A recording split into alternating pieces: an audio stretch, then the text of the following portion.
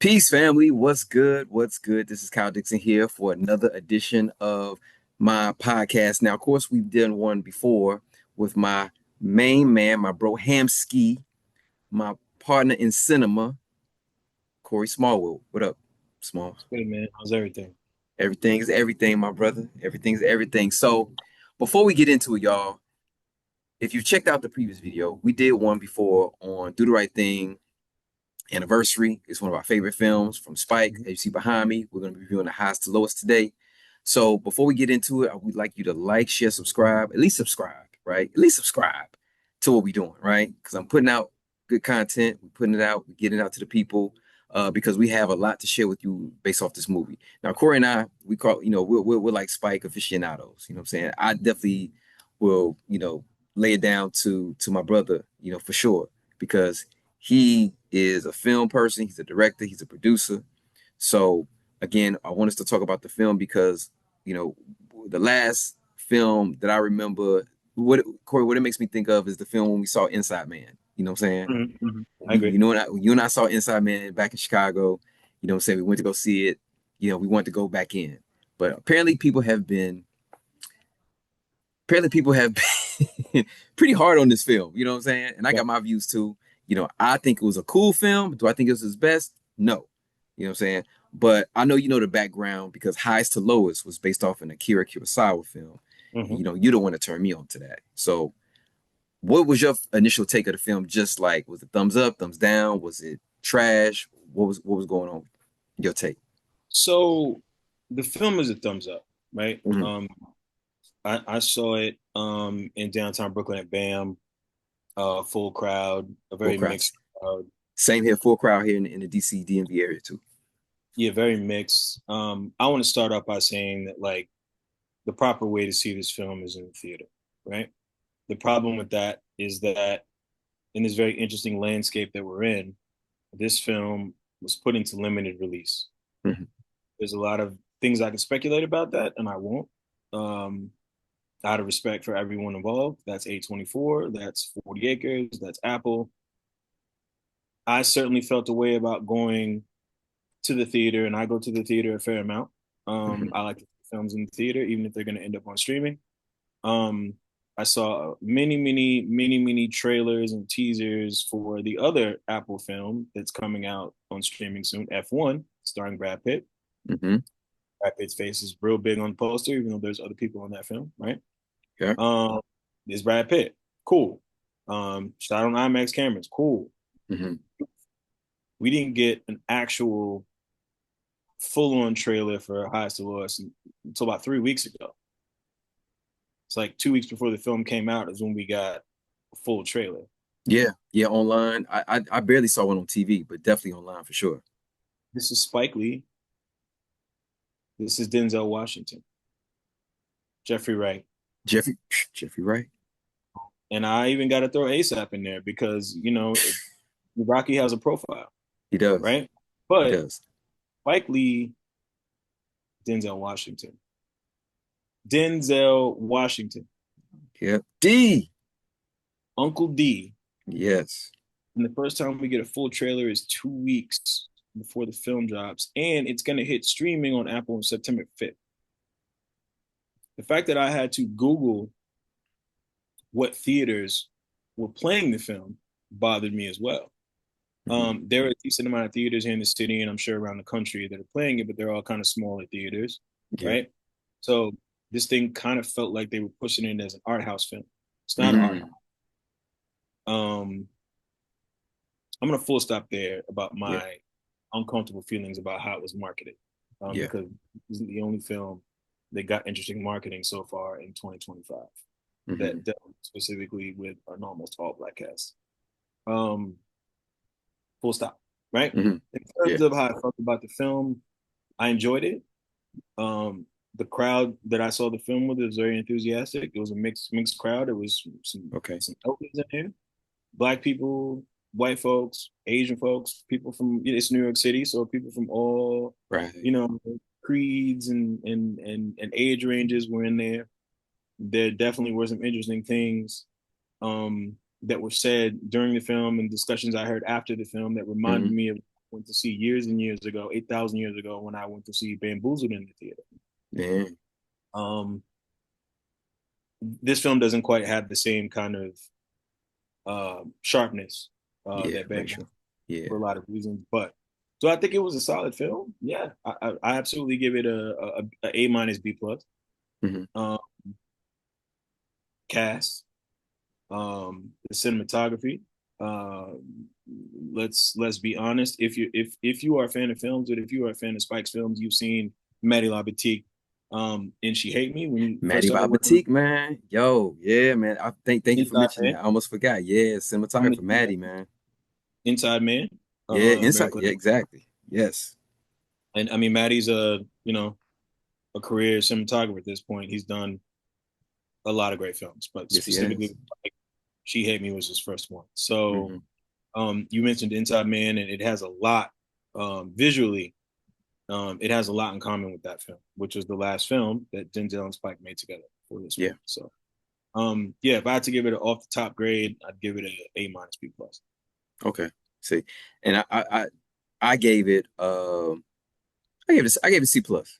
I gave it a C plus. You know, based off of what I know Spike, and it wasn't based off of it wasn't a good film. For me, it was like a pacing thing, and that's why I want to ask you with the Akira Kurosawa, the original. Even though this is like a not a version, it's like it's a inspired by, but like Reimagine.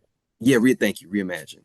So with the reimagine piece based off of it was high and low, right? That was the Akira Kurosawa joint, right? Yeah, I know. So so my thing was not seeing that film, which I'm going to go see that film. You Um, should. I'll watch it.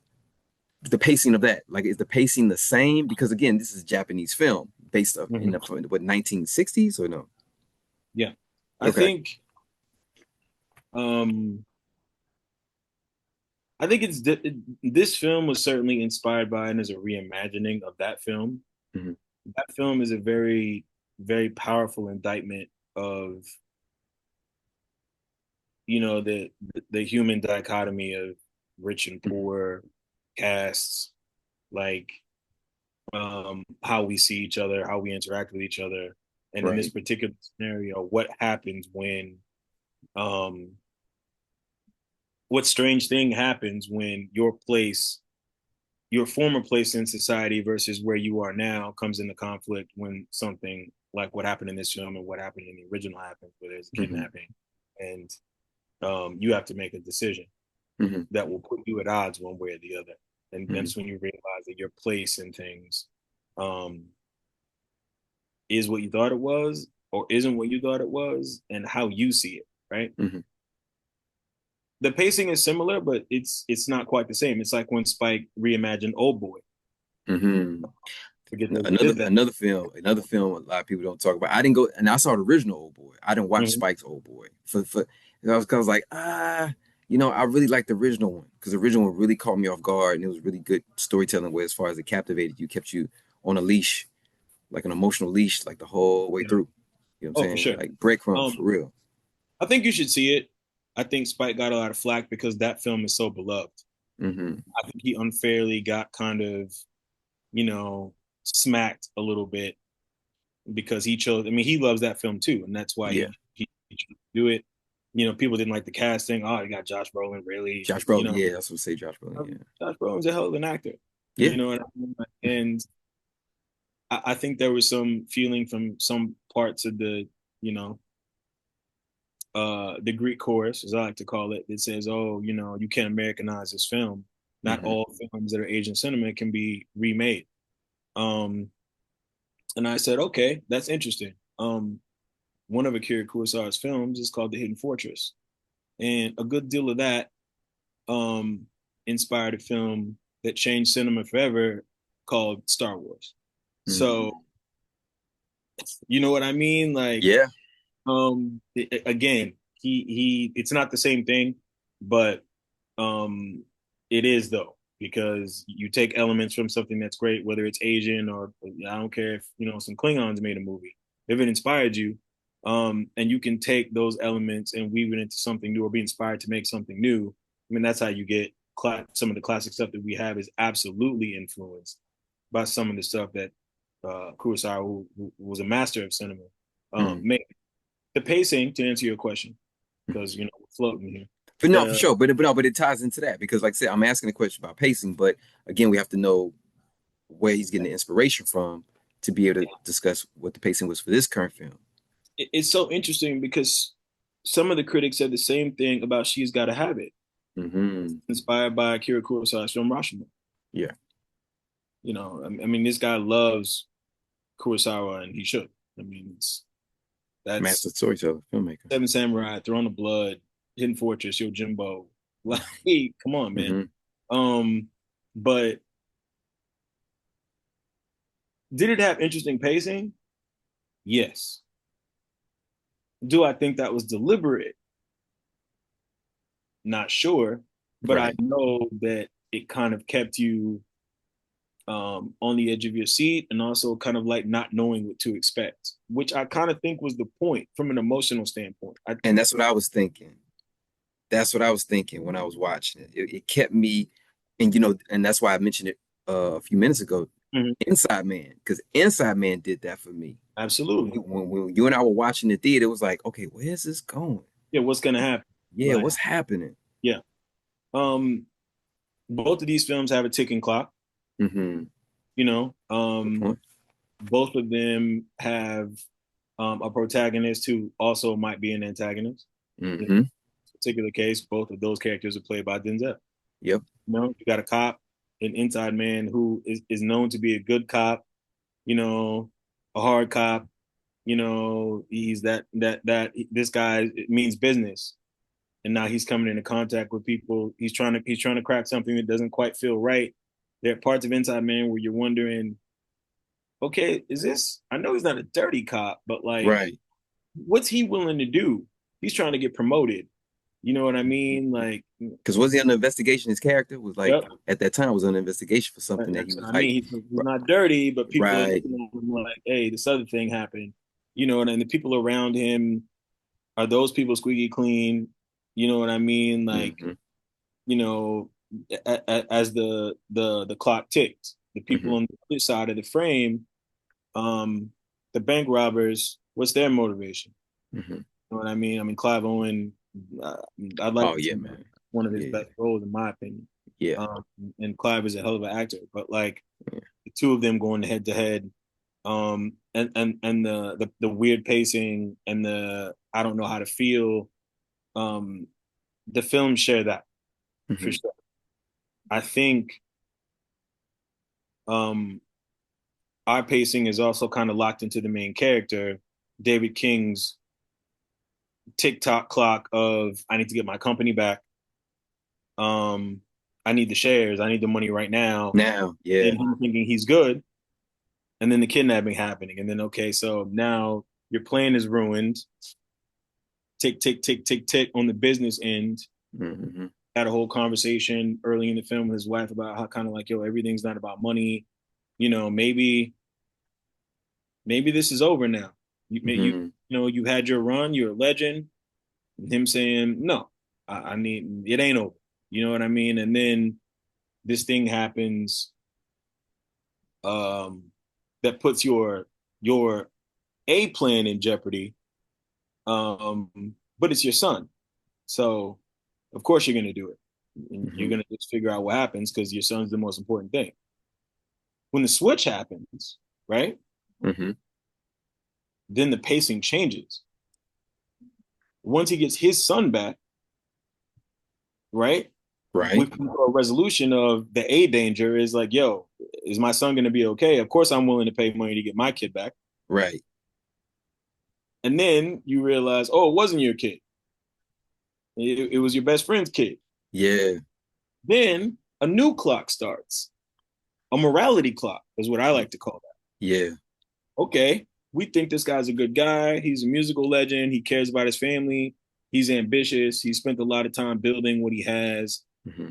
A lot of music moguls that we could think of, you know what I mean, who also kind of were always at work, were always busy building, building, building, building, building. And now their family is enjoying the fruits of that labor, but also you weren't around, you know?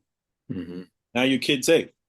Everything's cool. It wasn't Hmm. your kid, you know, Wasn't. your best friend. who you grew up with, who comes from where you come from when you were, as the kids say, getting it out of the mud, works for you, um, and is your closest companion. But now the B plot conflict is, well, he's not my kid, Right. my responsibility. Um, that's when we take a left turn Yeah. in terms of the pacing. Yeah. Now we're on a morality clock and it's still tick tick ticking. Are you a good person? Do you love this guy as much as you say you do? You're saying that him and his kid are family. Right. They're not blood, but they're family. You known this guy your whole life. Right. What they've conveyed without telling us too much of their history is that they came up, from the sandbox together, Mm-hmm. you know, uptown. You know what I Damn. mean? They Yes. shoulder to shoulder. This guy got in some trouble and got a bid or whatever, and he got out, and his boy helped him, and now they're shoulder to shoulder like always. But Yep. now, why should I pay? I Right. don't know. It's not my kid. This isn't my responsibility. He doesn't have 17.5 million. Um, Even your wife is saying, you know, we got Trey back. You know, this isn't our problem. Like, we love them, but why should be responsible? I Right. think I saw a lot of vitriol about that specifically. Is like, oh, these aren't good people. Like, Mm-hmm. we thought they were good people, but now they don't want to do it. Like, I also think that part of the feelings about that, which still ties into pacing, right, Mm-hmm. is we came to a full stop when we got there because it was like I've seen a lot of discourse online about how Spike didn't go hard enough on them. Mm-hmm. Essentially, these people are high. His boy is low, Right. you know. Also, the person who masterminded all of this is also low, Low. right? Yeah. But also, David, who is now a legend and an important person, was low Mm-hmm. at one point, Yep. right? So the juxtaposition is we go from caring about this person and his kid and oh man, what's gonna happen? Is he gonna get the money? Well, the Right. label's not important. You gotta save your kid. And then ah, well now it's not your kid. And now I mean there was a whole like 20, almost 30 minutes of the movie where he's contemplating what to do Yeah. and not wanting to do it Mm-hmm. because we Mm-hmm. went back to his A plot, which is I gotta save my company. I gotta save Right. this isn't my problem. Exactly. Um, Exactly. And this company is built on, I mean, we're this company that I've built, and like you talked about early in the film, this is my legacy. This is what I want to pass on to my son. This is how we've acquired all these great things. yep, So now once I give this money, if I'm able to even get it back or whatnot, this cancels. We're in financial jeopardy. We're already kind of teetering on, yeah, not being able to um um um financially be financially stable for a long period of time because he was leveraging the company because yep, they mentioned in the film, hey, the deal was on the table for you to sell it. He's like, yo, I sold it a little bit, but I didn't know what I was doing. I need the money at the time. Now do I that. see the yeah, and now again, like I said, he was at a low point right there. Mm-hmm. Now he's at a higher point to see the vision and say, okay, oh no, I see where this is going now. I'm a lot more clear now. Now I see that I can really ride this thing out for a longer period of time, but I need that positioning of me having the legacy of the company to leverage that to say, hey, I can do this again. I got the Yeah. golden, like I say, I got the golden ears, right? Like in the background, I see the gold. He got the golden ears, the golden not microphone, the headphones. So it was like, yo, he was really like thinking hard because I like the fact that he did that because most people say they would do that, but again, your family, your wife, your whole identity is built around this company, Yep. and this company is based off of your vision. Yep. So people think it's a easy, and that's why someone his son snapped off on him. Mm-hmm. I was like, He was like, he yo, was it's like, just yo, money. Yeah. yeah, he was like, yo, it's just money. He's like, but yeah, it's just money to you, Yeah. but this is like, yo, I was able to you're able to live like this. I'm able to do things for you. You're able to go places and do things. because of my vision, not just the money, but the vision that I had. You didn't build it. Yeah, You're right. you didn't build it. You didn't That build this. You didn't put in the sweat equity, that I put into